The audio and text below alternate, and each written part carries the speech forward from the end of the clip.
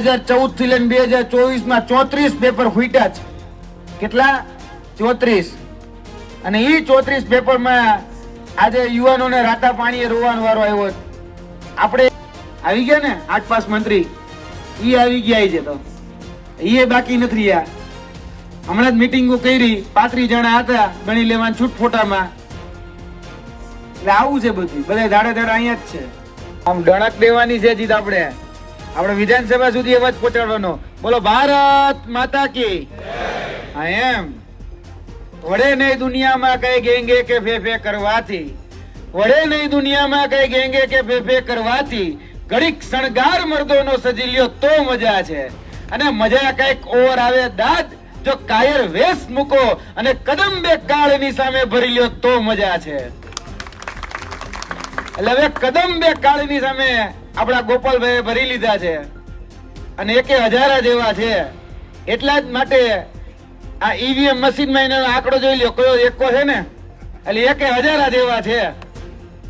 તેનું કામ જ 1 નંબરનું છે. એને ઈવીએમ મશીનમાં નંબર પણ 1 જ છે. અને જેનું કામ 2 નંબરનું છે એને બગડો આપ્યો છે. આપ્યો કે નહીં? એટલે હવે કોને વોટ કરવાનો? 1 નંબર ને, બરોબર ને? પાકું?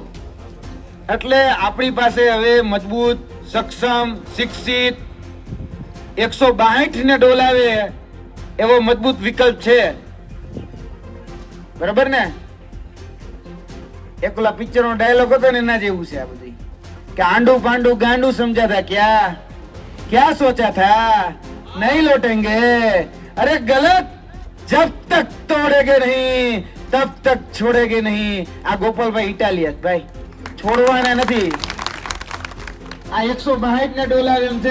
અહીંયા તમે વિચારો, હજી તો ખાલી નામ એનાઉન્સ થયું હતું, નામ જાહેર થયું કે વિસાવદર ની ચૂંટણીમાં, પેટા ચૂંટણીમાં ગોપાલભાઈ ઇટાલિયા લડવાના.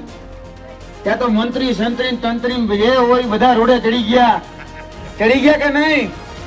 અને હવે થોડાક દિવસો બાકી છે તો 400 જેટલા બધા ઉપરથી કેન્દ્રમાંથી ને આવવા લઈ ગયા. હવે 2 બાગડ બિલા બેચ્યા. સાચું ને? કેવો મજબૂત નેતા છે બોલો, કે એકને હરાવવા માટે બધા જ લોકો અહીં આવી ગયા.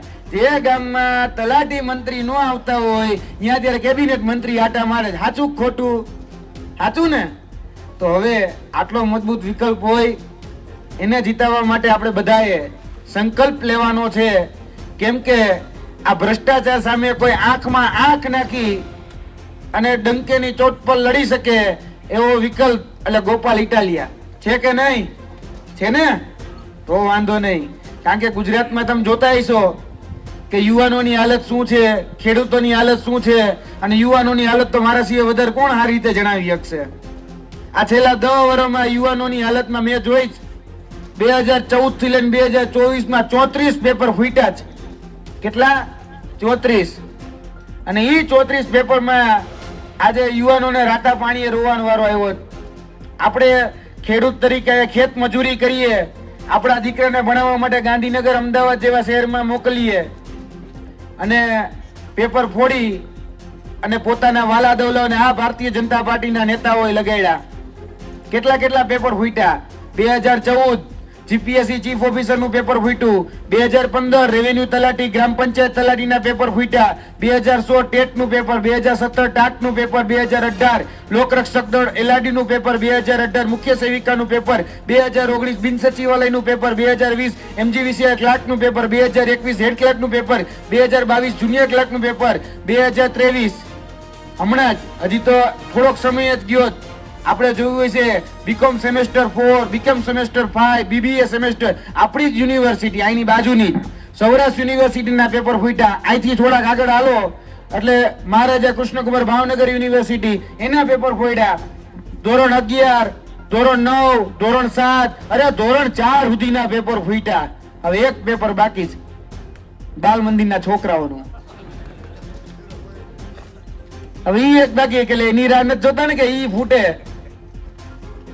કારણ કે પેપર ફૂટે છે ને એનું એકમાત્ર જો કોઈ કારણ હોય ને તો આ ફૂટેલી સરકાર છે. એ સરકાર ફૂટેલી છે કે જે પોતાના મળતિયા, પોતાના લાગવકિયા, પોતાના ઓળખાણવાદના, પોતાના પરિવારવાદના લોકોને એ એમ કેમ પ્રકારે પાટલા બારણેથી જઈને પેપર આપી આવે છે. આ સહકારી આપણી જે સંસ્થાઓ છે, આ જુનાગઢની સંસ્થાઓ જોઈ લ્યો, ત્રણેય એપીએમસી લઈ લ્યો, અહીંયા બેંક લઈ લ્યો, ડેરી લઈ લ્યો, બોગસ મંડળીઓ બનાવી, 300 બોગસ મંડળીઓ બનાવી. કેટલી? 300 કર્યું ને કૌભાંડ ઉજાગરમાં ગોપાલભાઈએ. એ બોગસ મંડળીઓ બનાવીને સત્તાધીશો બની ગયા છે. અને એ સત્તાધીશો બન્યા પછી હજારો કરોડના ગફલાઓ, હજારો કરોડના ભ્રષ્ટાચારો કર્યા છે. આપણે જેના માટે સંસ્થા બનાવી હતી, આ બેઠા છે ને બધાય, એ ખેડૂતોના લોહી પસીનાની આ સંસ્થા હતી. અને ખેડૂતોના લોહી પસીના સંસ્થા એટલા માટે જ ઊભી કરી છે ખેડૂતોને ફાયદો થાય. પણ અત્યારે ખેડૂતોના લોહી ચૂસવાનું કામ કરે છે કે નહીં? આ નોકરીમાં કોને રાખે? હમણાં જ ભાવનગર ડિસ્ટ્રિક્ટ, હમણાં આપણે બહુ દૂર નથી જવું, 1 મહિના પહેલાનો દાખલો લઈ લ્યો ને. આ ભાવનગર ડિસ્ટ્રિક્ટ કોઓપરેટિવ બેંકની અંદર ભરતી થઈ, કોને લીધા? તો કે બેંકના ડાયરેક્ટરના દીકરાને, બેંકના ડાયરેક્ટરના ભત્રીજાને, એના ભાણિયાને, પછી જે ઓલા સંગઠનમાં ભારતીય જનતા પાર્ટીના સંગઠનમાં છે, અરે પાલીતાણાના ધારાસભ્ય એમાં લીધું, લ્યો ને, લીધા ને નોકરીમાં. ઓળખાણવાદ અને પરિવારવાદથી જ બધી જગ્યાએ નોકરી વેચાય. તો એના માટે હવે આપણે લડવું નહીં પડશે ને? તો આપણી પાસે લડે એવો મજબૂત વિકલ્પ છે. એક હજાર જ એવા જે અત્યારે 162 ને તો ડોલાવે જ છે, ડોલાવે છે ને, અને હજી ડોલાવાના જ વિધાનસભામાં. કારણ કે આપણે હાવતની ભૂમિમાં, એટલે શું કહેવાય ખબર? કે હાવત બગડે તો જંગલ થથડે, બાપુ બગડે તો 52 ગામ ફફડે, અને ગોપાલ ઇટાલિયા બગડે તો 162 ડોલે. ઈ ફફડે, અત્યારે ફફડે જ છે. એટલે અહીંયા 400 ના ધડા ઉતરી ગયા કે નહીં? એટલે આ લડાઈ, એને વિચારો, આ વ્યક્તિ જો વિધાનસભામાં જાય તો શું કરીએ? જાકે ઘણું બધું કરી શકે ને આપણા માટે. જે ફાકા ફોજદારી કરે છે કે આ અહીંયા, એટલે કે વિસાવદરના જે રસ્તા છે આપણા વિધાનસભાના, એ રસ્તાને બધાને પેરિસ બનાવી દેવા છે. આવું કે છે ને? આપણે જોઈશી આપણા રસ્તા કેવા છે, રોજ જોઈશ. બાકી હતા ઈ આજ આવી ગયા ને 8 પાસ મંત્રી, ઈ આવી ગયા છે. તો ઈ બાકી નથી રહ્યા. હમણાં જ મીટિંગો કરી, 35 જણા હતા ગણી લેવાનું છૂટ ફોટામાં. એટલે આવું છે બધું, બધા દાડે અહીંયા જ છે. હવે મુદ્દાની વાત એટલી જ, પછી ગોપાલભાઈ ઇટાલિયા આગળની વાત કરશે. 19 તારીખે વોટિંગ છે. એક પણ વ્યક્તિ સાપર માંથી એક પણ વ્યક્તિ બાકી નો રહે એ પ્રકારે વોટિંગ કરવાનું છે. કોઈ પણ વ્યક્તિ બોગસ નો કરે, એટલે કે ખોટું નો કરે, એની જવાબદારી પણ આપણે જ રાખવાની છે. કારણ કે આપણે જ આપણી સીટના રક્ષક છીએ. કોઈ જો ભક્ષક બનવા આવે તો સીધો જ ગોપાલભાઈને ફોન કરી દેવાનો કે ગોપાલભાઈ આ સીટ ઉપર, આ બૂથ ઉપર, આ જગ્યાએ આ રીતે કઈ ખોટું થાય છે, પછી અમે લડી લેશું તમ તારે. અને થોડાક દિવસો ભારે છે, એટલે થોડાક સાવચેત રહેજો. કારણ કે હવે એ કઈ રીતે પહોંચી શકે એમ છે નહીં. એટલે રસ્તામાં હુમલાઓ કરવાનું ચાલુ કર્યા. તમે જોયું હશે, આથી 3 દિવસ પહેલા જ બાજુમાં જ, વિસાવદરની બાજુમાં જ અમારા સભા હતી દીવાપર ગામમાં.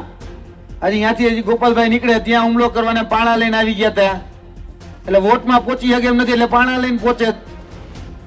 કારણ કે કીધું ને કે 2 નંબરની દુકાનો બંધ થાય જ ભાઈ. એ બધાની 2 નંબરની દુકાન બંધ થાય. કારણ કે એને વિસાવદરમાં ચૂંટણી જીતાય એનાથી કઈ મહત્વ નથી, પણ જો ગોપાલ ઇટાલિયા જીતી જાય તો એના 2 નંબરની દુકાન બંધ થઈ જાય, ઈ એને ખબર છે. સાચી વાત ને? એટલા માટે એ ગોપાલભાઈ ઇટાલિયાને જીતાડવા નથી માંગતા.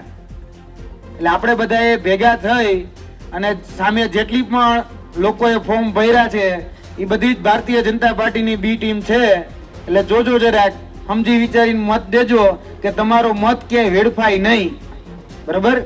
બાકી ફાકા ફોજદારી બહુ થઈ ગઈ, તમે જોઈ લીધું. તમને કહેવામાં આવ્યું ત્યાંથી 10 વર્ષ પહેલા કે તમારે બધાના ખાતામાં 15 લાખ આવી જાય. આવ્યા હોય તો કેજો, જોતા નથી. આ મારી માતા બહેનો બેઠી, એ માતા બહેનોને કીધું તું કે ભાઈ મારી માતા બહેનો જયારે ચૂલે રાંધે અને જે આંખમાં આંસુ આવે એના કારણે મને આંસુ આવે. આવું સાહેબ કહેતા હતા ને. હવે મારા બધા બનેવીઓ રોવે, ઓલો ઉજાલાનો બાટલો આપી દીધો. હવે એ 400 વાળો ત્યારે 1200 થઈ ગયો, 1500 વાળું સિંગતેલ અત્યારે 3000 થઈ ગયું કે નહીં? આપણે કીધું તું ખેડૂત, આ બધા બેટા ખેડૂતો, તમારી આવક ડબલ કરવાનું કીધું તું, થઈ? 22 માં ડબલ થઈ જાય, આવક ડબલ થઈ કે નહીં? થઈ ને ડબલ આવક. ખેડૂતોના ભાવ ડબલ, ટૂંકમાં કહી શકાય કે ખાતરના ભાવ ડબલ થઈ ગયા, ગાયને નાખવાના ખોળના ભાવ ડબલ થઈ ગયા. એટલે મહેરબાની કરીને ભારતીય જુમલા પાર્ટીના એક પણ જુમલામાં આવતા નહીં, આટલી વિનંતી કરવા માટે તમને આવ્યા છીએ. ગુજરાતના યુવાનોનું ભવિષ્ય ગોપાલભાઈના હાથમાં છે. હું તો આ માધ્યમથી ગુજરાતના યુવાનોને પણ કહેવા માંગુ છું, સંદેશ ગુજરાતના દરેક યુવાન માટે છે કે અત્યાર સુધી જે પણ પીડા સહન કરી છે એ પીડાનો જો બદલો લેવો હોય તો આવી જાવ બધા વિસાવદરમાં, અને વિસાવદરમાં આવીને કયો કે કઈ રીતે ગુજરાતમાં જ્યારે યુવાનો પોતાના હક, અધિકાર અને ન્યાયની માંગણી કરવા જાય છે ત્યારે ગાંધીનગરમાં જે રીતે ટીંગાટોળી કરવામાં જાય છે કે ટીંગાટોળી કરવામાં આવે છે પોલીસને આગળ ધરી, એનો જવાબ જો લેવો હોય કે તમારી પીડાનો જો જવાબ લેવો હોય તો આવી જાવ વિસાવદર અને અહીંયાથી જવાબ લઈએ. નથી થતા ને તમારા સિલેબસ ચેન્જ. હમણાં જે રેવન્યુ તલાટીની ભરતી બહાર પાડી, ઘણા બધા ઉમેદવારો કે સાહેબ રેવન્યુ તલાટીનો સિલેબસ ચેન્જ નથી થતો. એક વખત વિસાવદર આવી અને એ સભા કરો એટલે સિલેબસ ચેન્જ થાય છે કે નહીં જોઈ લઈ. એટલે જે લોકો જે ભાષામાં સમજે એને એની ભાષામાં જવાબ દેતા આવડી જશે એટલે યુવાનોનો ઉદ્ધાર થઈ જશે.